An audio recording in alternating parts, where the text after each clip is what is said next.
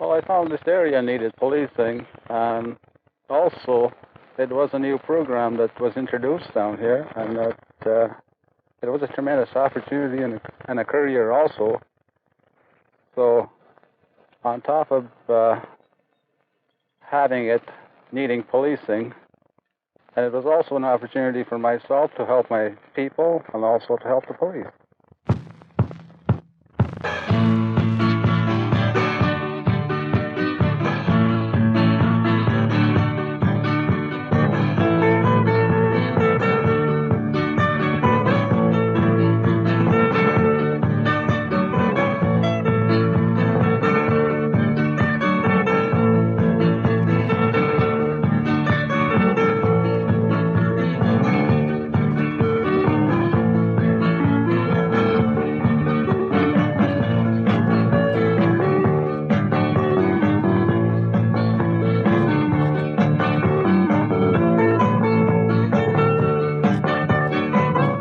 This filmed report will show the progress made in less than 3 years by the Indian citizens of Ontario to police their own reserves, and will describe the role of the Ontario Provincial Police in supporting this new program.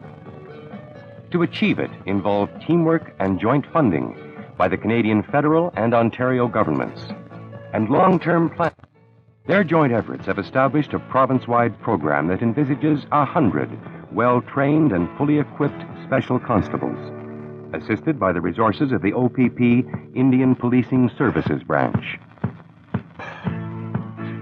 The native people of Ontario have special needs in policing.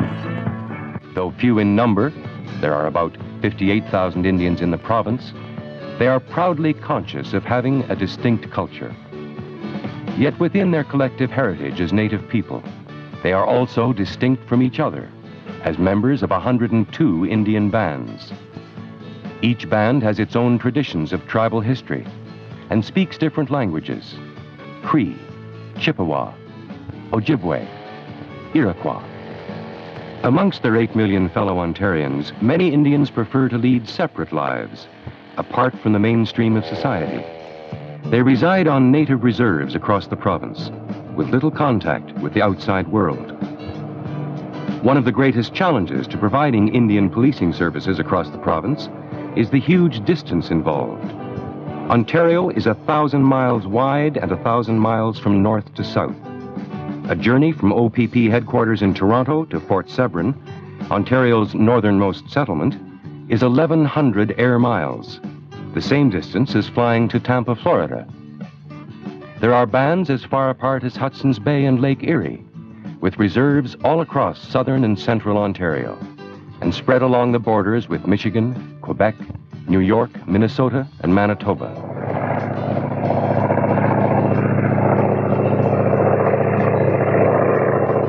The bands have populations ranging from less than 300 people to as many as 9,000 people.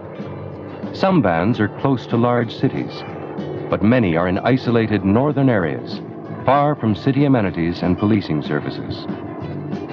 But wherever situated, today's Indian communities face the changes and pressures which plague the rest of society. Well, we experienced that some of our people were dying from overexposure and the drownings. That was and some there was a few killings. Yeah, this problem of alcohol coming to a dry reservation here, they're bringing like liquor in the reservation. No, it's a real problem to the chief and council to stop it. They used to do steel boats and all that, you know what the young people do in the community. And now they don't seem to be doing that anymore. Due to the problems we have here with alcohol, liquor and other problems, saying that they want the peace officer to look into the matters. We've been looking at many ways of try to solve the problem. One of the things is trying to get the bulls out of the reserve, and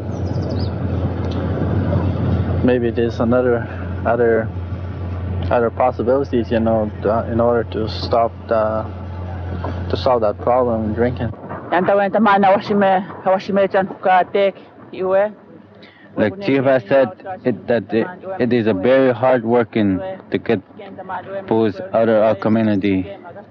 I know booze is a problem. And I would like more to be work done in alcohol. Try to stop the alcohol. Seeing that the help that we're getting is to put out alcohol through these police that we have in our community, because we see a lot of problems from that alcohol. I would certainly have to say there's a change in trend. We're more better educated now than my parents were, and my children are better educated than I. And through education, there's a certain amount of development and growth that instantaneous reaction is limited to violence. I think probably the best part of it is that most of the people on the island can relate to the Indian police better. They seem to want to contact the Indian police sooner than they would, people from off the reservation. But when it's Indian police, it seems to be a different attitude. But same kind of car and everything else. But when they see a local by, they say, "Well, there goes the Indian."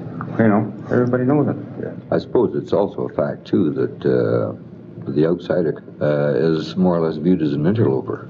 And over the years and the policing programs that went on before, that's exactly the way they were treated. They were interlopers. They were interfering in non-Indian affairs in the eyes of the people of the reserve. Well, there was a lot of domestics when I first started, and family problems, a lot of car burnings. We've had about 4 or 5 a week, and since I've started till recently, we've been catching culprits, that have stolen cars and come to the reserve. And by doing this, it cut down the crime quite a bit.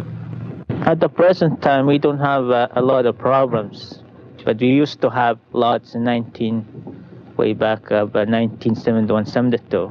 Since 1974 or 75, 76 up to this year, we have a list of problems. I think the main problem was developed from the booze, and also the lack of education or educational measure on laws like liquor laws and other laws that pertains for the court settlements. Initially in your reserve, the RCMP had a presence on the reserve, eh? Well, like I said, the original, my interpretation of it was the Indian agent was the, like I say, judge, jury, and the arresting officer. The RCMP came in, I don't know at what period of time they came in. When we took over self-administration from the Indian agency, we had in the back of our minds, I did originally, that formation of our own policing, which we hired the one constable, only one person at that time, and we funded that ourselves. The band funded that. There was no money whatsoever from any outside agency. And then we developed we were still maintaining our own police force, but we were gradually increasing it. And I think it was $5,000 originally from the Department of Indian Affairs to help defray any costs in regard to this. Then they pulled the RCMP off, and the OPP would come over periodically and make the criminal investigations of if there were any.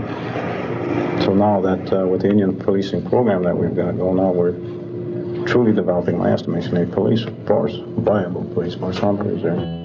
In 1975, the Federal Department of Indian and Northern Affairs and the Ontario Ministry of the Solicitor General signed an agreement to provide joint funding and administration of a new Indian policing service in the province. The agreement was aimed at setting up a program to help improve the policing of reserves and to encourage the Indians themselves to to become more involved in law enforcement work among their own people. It was arranged for the Commissioner of the Ontario Provincial Police to consult with the band councils to appoint Indian constables to help police the reserves. Costs of training and equipment are now shared by the two levels of government. The signing of this agreement was the culmination of several years of planning by the two governments. The Ontario Provincial Police held many liaison meetings with band councils and Indian leaders to thoroughly discuss the policing needs of Native people. It was jointly agreed that Indian Special Constables would be a welcome and practical way to provide some of the policing needs of reserves. The OPP set up an Indian Policing Services branch to administer the federal-provincial agreement to provide Indian Special Constables on reserves in Ontario. The British North America Act clearly provides that Ontario is responsible for the administration of justice in the province of Ontario, and that the Ontario Provincial Police Force has the primary responsibility for the policing of reserves in our province. Right from the start, we decided that if the program was to have any effect, it would need good men who were fully trained and equipped to be proper police officers. The special constables in our program receive the same training, equipment, and backup resources as do all regular OPP officers. On the reserves, band constables may investigate vandalism, break-ins, traffic violations, liquor offenses, domestic disputes. In fact, the full range of problems which can face policemen anywhere. If there are major crimes, OPP detectives would be called in, as they are in all other parts of the province under our jurisdiction. While the constable is trained, equipped, and paid by the OPP, he is actually an employee of the band council. His daily duties as a constable are determined by the chief and his council. In starting the Indian Special Constable program, we combined several new practices. We greatly increased the presence of the OPP on reserves, and we undertook the training of Indian people to become effective constables.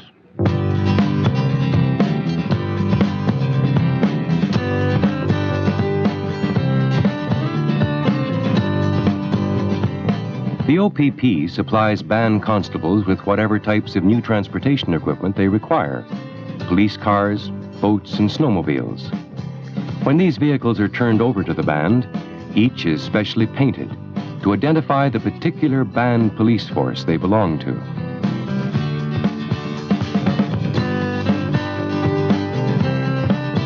Generally, OPP uniforms are supplied to band constables.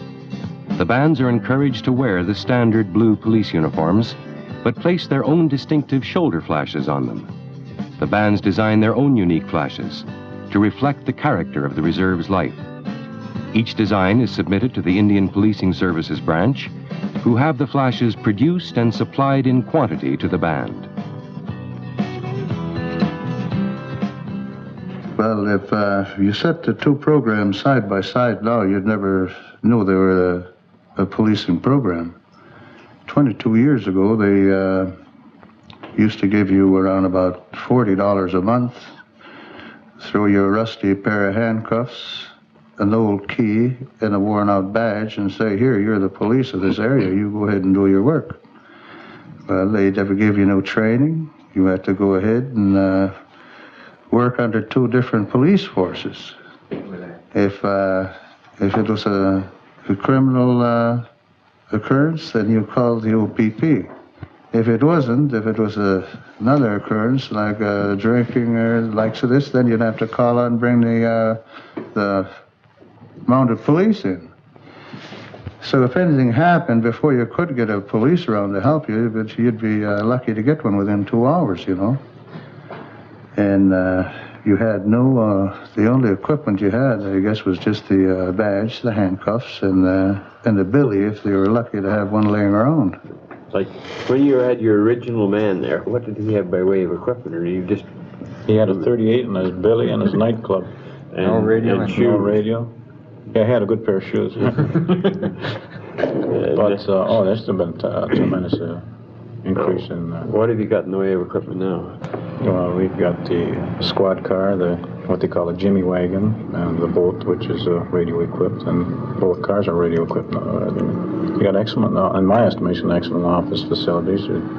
They got everything that is in any detachment or OPP detachment, in my estimation. They have retaining facilities, and the typewriter, they got the communications. I don't see anything that we're really lacking in it. Well, if the band constable would, have is what we have in the past is that he has a little education, and I guess that's the main problem with band constables, because in order to do a good job, he has to have a good background and a good education. If a person can read or write in English, then you will have a difficulty in order to enforce the law and to do a good job on it. Relay plate. Unload. Training is crucially important to every modern policeman's career. Indian Special Constables take the same orientation course that all regular members of the force attend at the OPP Training and Development Center in Toronto. Like all cadets at the training center, new Indian constables are instructed in the fundamentals of police work during this intensive training program to prepare them for their new role. After we've determined it's a federal offense, what's the next thing we have to determine? Where do we determine whether we have the basic power to arrest, Bannon? Section 450 Criminal Code. 450 of the Criminal Code. And how about if it's a provincial statute? Where do we find that? Scano? In the provincial statute? In the provincial statute itself. Okay, fine. Right.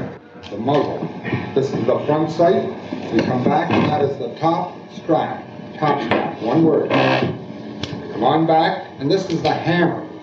In its entirety, it's a hammer. The part you place your thumb on that's knurled is the hammer spur. And this is the firing pin when you're talking about a Colt. If you're talking about a Smith & Wesson, it's the hammer nose. The gun is now ready to fire. You have a round up in the chamber. In the field, we want you have a lot of firepower here. You want the weapon right up. Bring the weapon up. Bring up your sight. It's an aperture type rear sight. You just look through the hole. Looking at your front sight, put your front sight on the target and squeeze it up. I really enjoyed the training in Sherburne Street, and I really enjoyed it over there. I really was quite interested of learning the criminal codes and the law enforcement of a peace officer and things like that. They really taught me quite a bit. And within the length I was there, which wasn't very long, but I sure got a lot out of it anyway. The two things that I really express is learning the offenses, various type of offenses, not only in the criminal code, also under the LLA, Liquor License Act, and discipline itself had the biggest thing to do with it. Normally how to behave yourself and take care of the equipment that are issued to you, and also have self-respect on your own clothing and so on. And that had a lot to do with it, and I'm afraid that I was glad that I attended the college.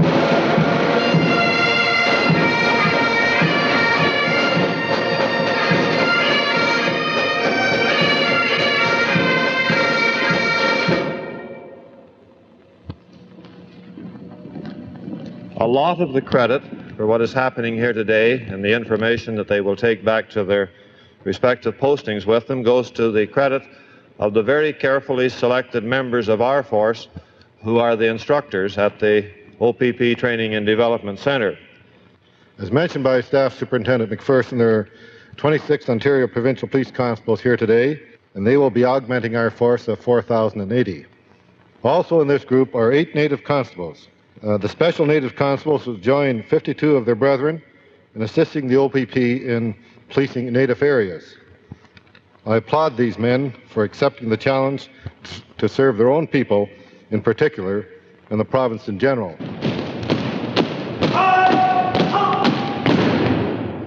Special Constable Shagano, sir!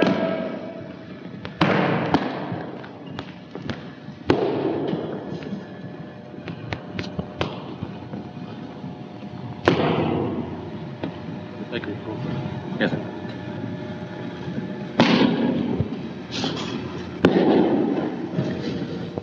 Provincial Constable Cubby, sir!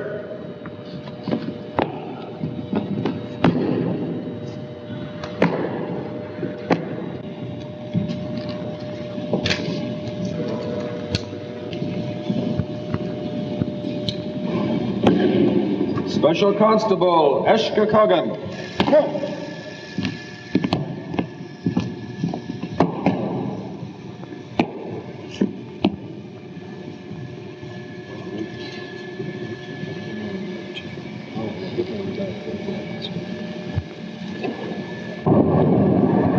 Back on the reserve, the new constable receives continuous practical on-the-job training.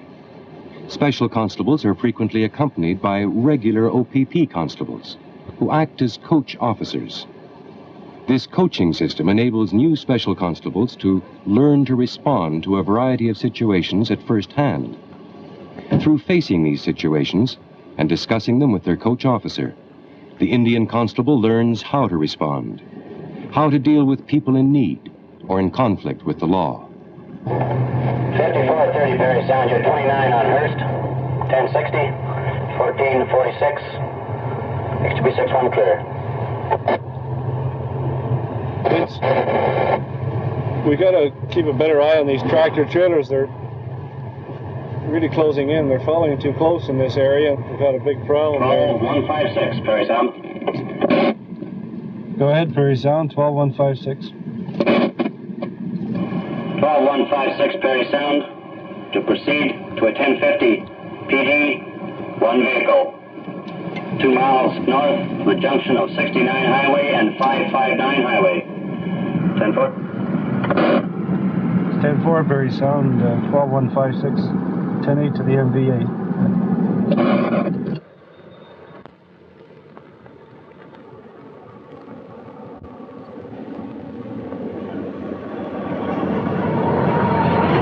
Turn around here, I'll be right back to you.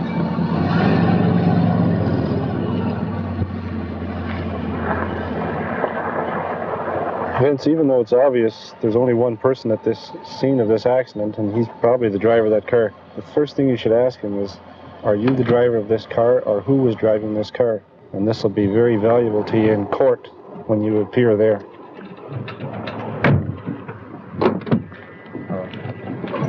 Are you the driver? Are you hurt? No. Could I see your driver's license, sir? Yeah. I was stationed in Elliott Lake at the time when a directive came out from General Headquarters in Toronto outlining a program for Indian community policing on the reserves at northwestern Ontario. I was immediately interested in this program and volunteered for it. In August of 1974, I met at the Lakehead University with 27 other volunteers from the Ontario Provincial Police. During the 2 weeks that we were there at the university, we met various speakers from the different reserves in northwestern Ontario. And we learned quite a bit during that 2 weeks with reference to the way of life of the natives on the reserves, the philosophy of the Indian, and some of his background, so that when we were placed into our respective reserves, we would fit in better and be well aware of protocol and how to go about doing our job in a manner that wasn't offensive to the people of those communities.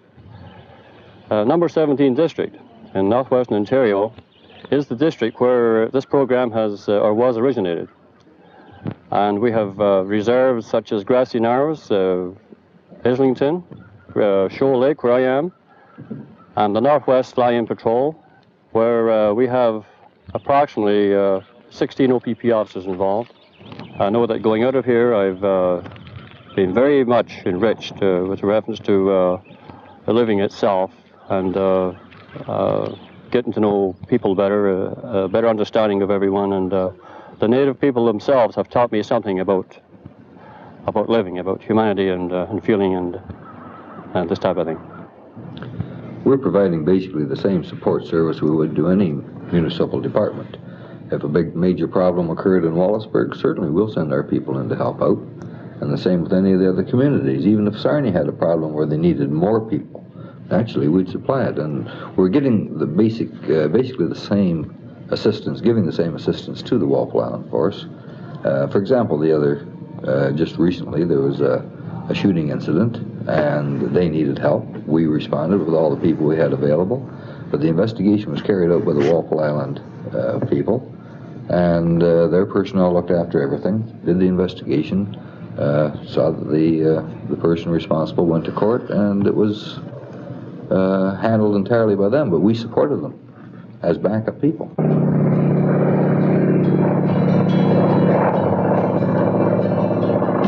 An important aspect of the Indian Police Services program is the increased presence of the OPP in the far north. Big Trout Lake, Cat Lake, Fort Hope. The names themselves are echoes of the big northern land which takes up 2/3 of Ontario and is seldom seen by the majority of people in southern cities. Lansdowne House, Muskrat Dam, Pekangacum, tiny yet thriving settlements where the drone of an approaching OPP aircraft has become a familiar and comforting sound. 2 OPP aircraft are in continuous operation to bring regular services to remote settlements across these vast distances, one of the biggest police beats in the world. A Turbo Beaver aircraft is stationed at Sioux Lookout. A sergeant pilot is in charge of the patrol by OPP constables. They work in teams to visit 22 isolated Indian communities in the Northwest. This patrol is responsible for policing over 47,000 square miles in Ontario, from the Minnesota-Manitoba borders and far towards Hudson's Bay. It provides service and protection to approximately 4,000 people in the region who could not otherwise have policing services on a regular basis. These flying patrols take in highly skilled volunteer officers who regularly visit each reserve. Instead of flying into communities only in response to complaints, they patrol on a regular, full-time schedule, regardless of whether or not there is urgent need for them.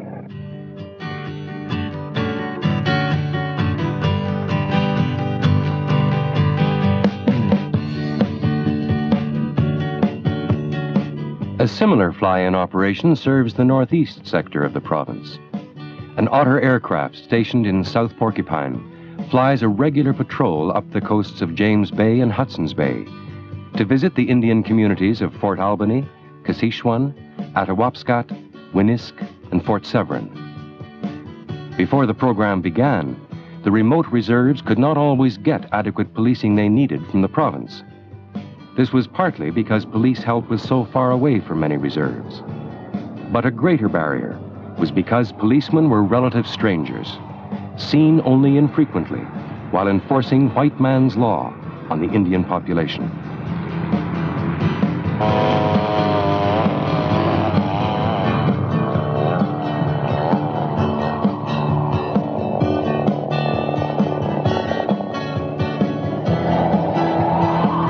The community involvement aspect is greatly stressed. With familiarity, reserve people see that the policemen are there as friends and as helpers. The liaison officers regularly visit the chiefs and council to ensure that the operations are running smoothly and that the band is receiving the best possible police service. After several months of practical police experience in the field, each band constable attends further training at the Ontario Police College, Aylmer, Ontario. This new training establishment is administered by the Ontario Ministry of the Solicitor General and was officially opened in early 1977. All right, let's deal with arrest, the use of force, and so on, dealing with children. So what I'm asking you now is, what are your powers of arrest for a child? Members of many municipal, regional, and provincial police forces attend the college alongside the Indian Special Constables. It's a demanding schedule of further police training. General academic courses to give students a greater understanding of police work, laws, and statutes, balanced by rigorous physical training. Drive it back, reach across to the point of the elbow, lock it in, and pulling him off balance, keeping yourself on balance and him off balance.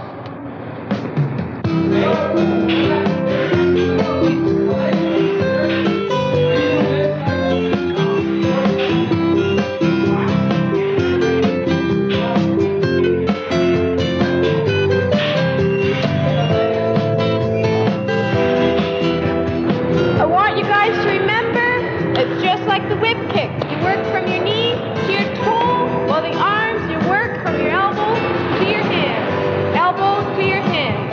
Reach out in front of you, pull your hands down towards your chest with a bent arm. There are 6 points in the body that control the bleeding, called pressure points. If what we just done doesn't control this, you have to maybe go to that, but put it on manually. It's up here. 1, 2, in the groin. 3, don't get excited. 4, and there are 2 running up here called the carotid arteries. One of the valuable side effects of the program and suitable training has been the ability for each Indian constable to take back to his reserve a better understanding of the white man's laws. The band chiefs and other members of the Indian community have voiced their approval and support of this arrangement, which enables them to take advantage of uniform policing services.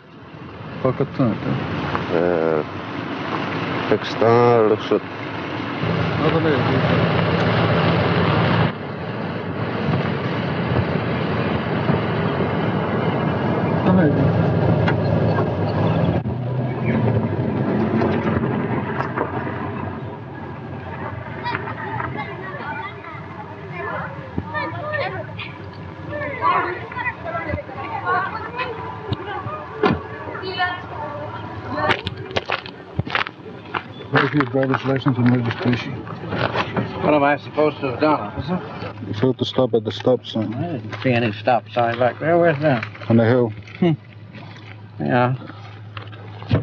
I think one of the advantages having this program is it's provide education for our people as far as the law is concerned, because our present constable is educating the laws, what he knows through our radio station that provides a whole information to our people in our Big Trout Lake by using the facility of radio station. Why I volunteer as a band constable? Because I see there's a need for a law and order in our community, because there's been a lot of problems with young people, you know, which they don't listen to the older people. As myself, I've been experiencing these, you know, problems, you know, and I learned from these people that know, you know, and I want to pass these things to the younger people, you know, where I can meet, you know. That's one reason why I like to be a constable, so I can talk to young people, you know. See, we lived here amongst them, eh? Yeah. And we were one of them. And all of a sudden we've put on a uniform and become policemen. And we've had to take action against persons. And by this we've earned respect. We had a constable here for a couple of months that he was doing his job, what he was supposed to do, and whatever he was told to do, that he was willing to do it.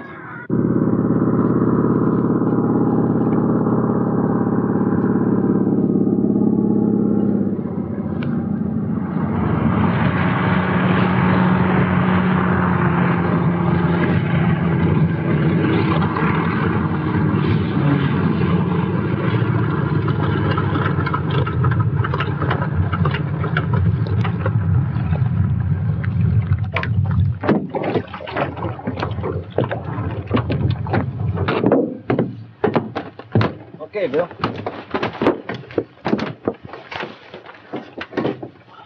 Good morning, sir. Good morning. Do you have any liquor with you? I brought this. I guess, you know, this is a dry reserve and we don't allow any liquor here. I'm afraid I'm going to have to confiscate it. What's going to happen to the beer? Normally we destroy it, but now we have to save it for evidence. I'll have to take it over. Thank you very much, sir.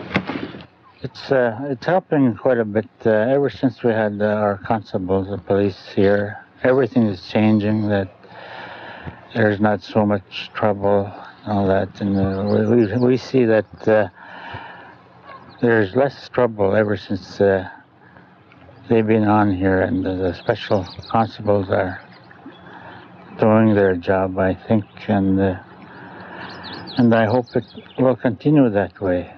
And she was saying that, like Chief has said before, that the special constables in our community were put to look after our community, eh? And I feel that special constable, during that we had a special constable in our community, that there was a lot different change. There were different changes that occurred than what had been before. Well, after the referendum came in, or when this was considered as wet reserve, then we started getting into the problem of houses burning down with some people in it. Well, actually now I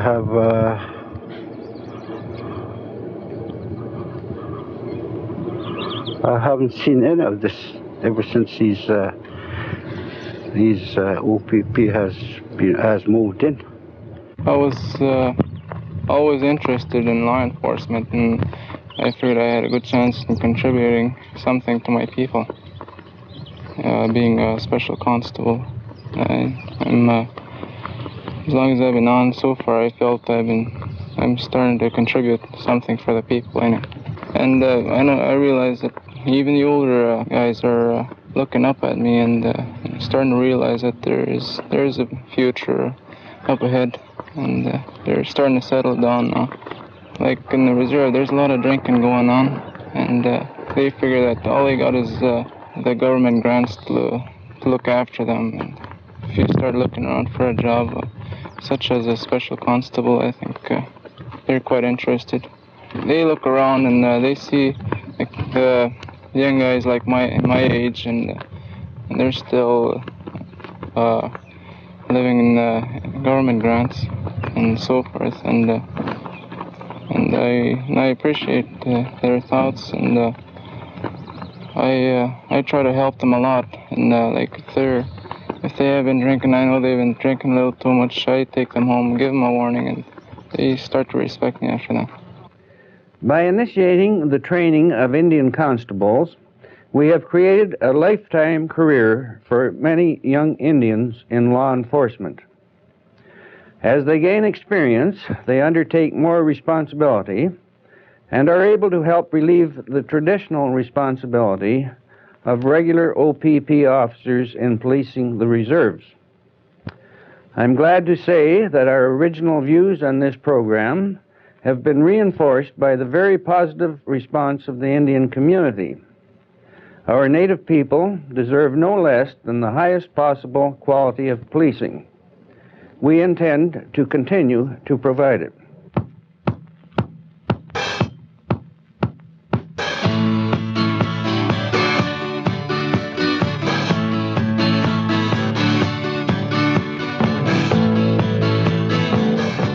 This program was designed to improve law enforcement conditions for the province's native people.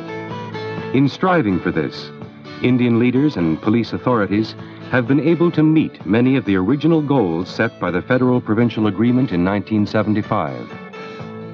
By stressing preventive policing and community relations, the program has helped to alleviate some of the social problems facing the bands. It has also built new respect for the law, a vital step in the development of local government on the reserves.